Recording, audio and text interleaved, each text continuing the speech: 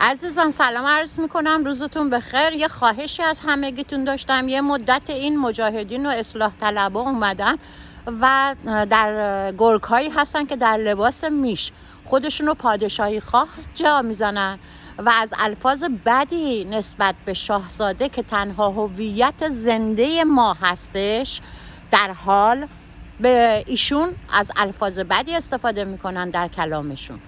اصلا اجازه ندیم به این بی شخصیت ها، بی هویت ها که بخوام به تنها هویت شما، اگر ایرانی هستین، به تنها هویت شما بخوان توهین بکنن.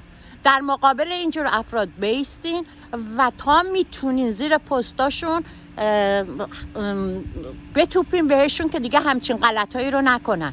دفاع کنین از هویت زنده خودتون که شاهزاده رضا پهلوی هست در حال حاضر. دفاع کنین. بقیه که مردن، کوروش و داریوش اینا که مردن که بهشون مینازیم. این یه نفر که زنده هست نذارین بی هویت بشه، نذارین که ازش به الفاظ بدی استفاده بشه. از هویت خودتون دفاع کنین، انقدر بی تفاوت نباشین. یعنی چی؟ من میبینم خیلی ها هنوز تازه میگن آفرین دمت گرم، چقدر خوب حرف زدی. به این نگاه نمیکنن، موشکافانه نمیشینن صحبتاشون رو گوش کنن که ببینن اینا بی وجودا دارن چیکار میکنن.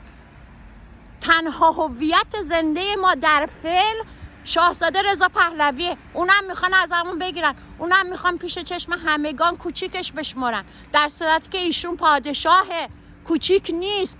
اینو بفهمین.